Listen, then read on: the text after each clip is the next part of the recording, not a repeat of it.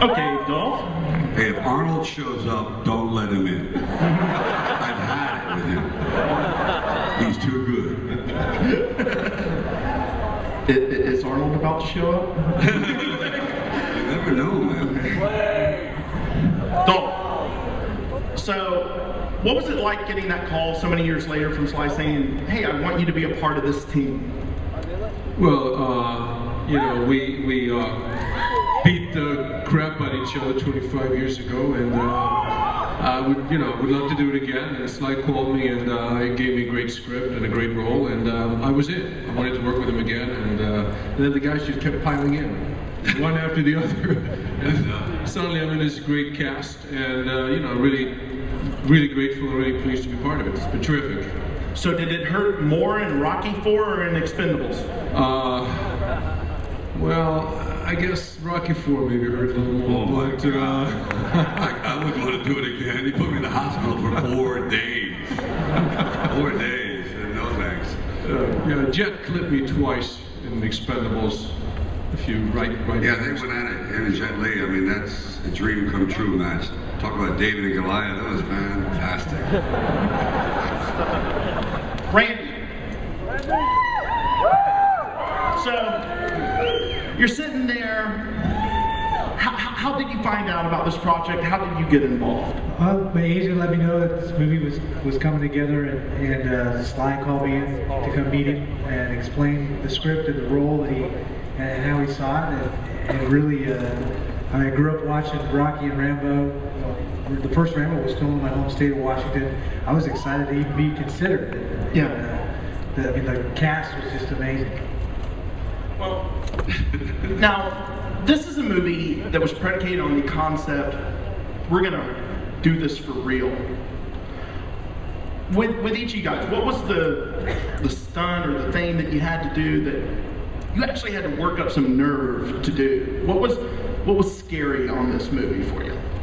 Well, sometimes it's just the idea of when you're constantly colliding body on body, and the production designer forgot to make rubber like mats for bricks, so to cover the bricks. So when you see a man fall on or being slammed onto bricks, it's bricks, and no matter what padding you put on, I've done this for years, the concussion, you know, it's just overwhelming. So your body just takes a big toll. So it isn't as though it's you have to man up, because these guys are fearless. Like I said, run through fire, which they did, and jump onto gravel full speed and throw a razor blade while rolling, and a building falling down on it, which he did. I mean, there is nothing they won't do. It's just the constant bombardment, the everyday, the heat, the injury, the infections, the bronchitis. These are the things that the audiences don't know about, that, you know, the actors that suck it up, and they're willing to, they love it. I mean, it's just all part of the job. And then you try to look like you're fresh and everything is, you don't realize that fight took 4 weeks of pounding every day back and forth to the hospital. So I think the single most unusual stunt was Jason. He was in here. I was down in Brazil, and I was saying, boy, I sure would like to use a big old airship. And they said, well, we have one in the jungle. It hasn't been used in 3 or 4 years. And it was on crates. And it was 63-year-old plane covered in rust and bat guana and bird guana. And I said, could you clean it up? Because I think it'd be great for the Expendables. So we put this thing together, and it was barely running. Anyway, Jason was willing to come out of a trap door in the front, because I saw a man working, and I said, would you be willing to stand on the nose of a plane going straight down at 200 miles an hour on a plane that hasn't flown in years? And, you know, I can't assure you either. I said, we have to do it behind the bond company's back. He goes, when do it start? When do it start? And he did it. So, you know, all these things these guys are all willing to do. If you said, you know, let a truck run over, then we go, what time? Anybody get injured on this movie here from the guys on stage? Well, he broke my neck.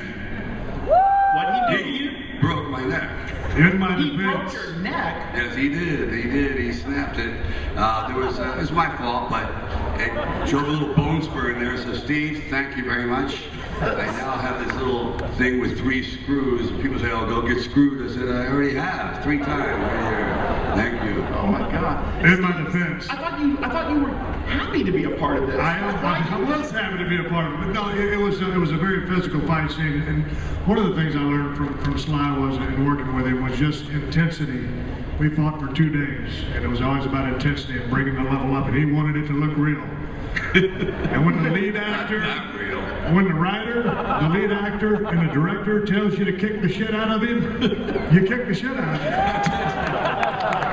And Sly is a veteran filmmaker and an icon. If he told me to do the same thing tomorrow, I would. Okay, so Sly. I love this guy. Sly. I know You massive. know who he is. I know right? he's massive. It's just stupid. Same thing when I said to Dolph, punch me as hard as you can in the chest, and he did. Next thing I know, I was in intensive care at St. John's Hospital for 4 days. Like, stupid. Do you like hospitals? No, I don't like hospitals, but Do you have a skilled nurse research. You have a nurse fetish. Is that? I tell you what, every time I do a film, and I said it before, that I don't get injured in, it really stinks.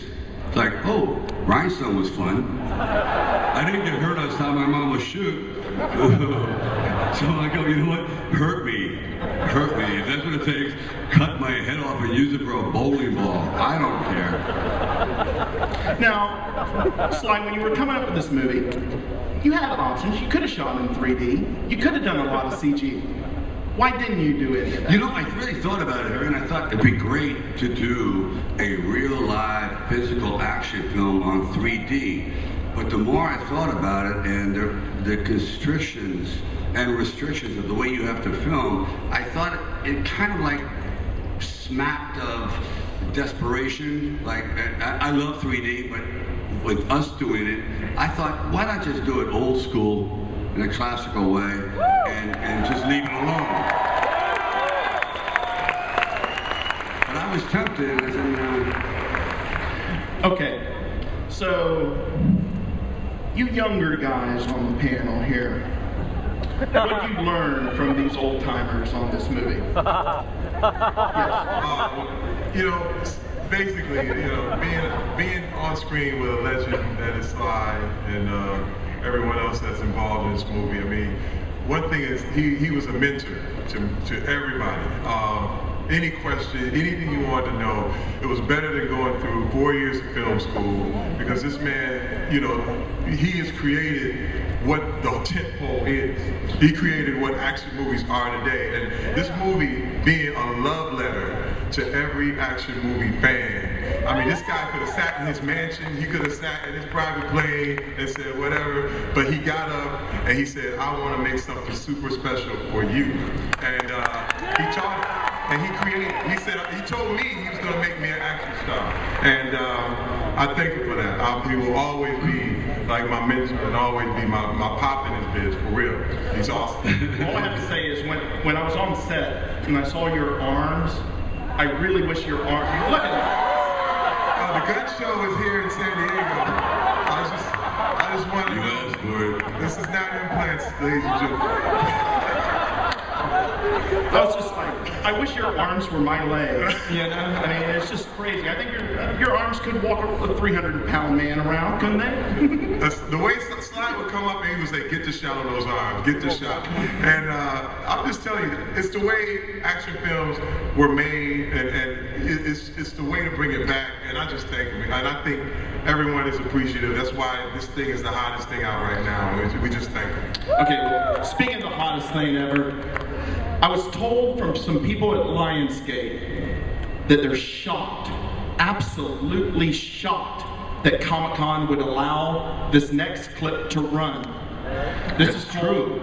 The tunnel fight clip. Hold on to your seats.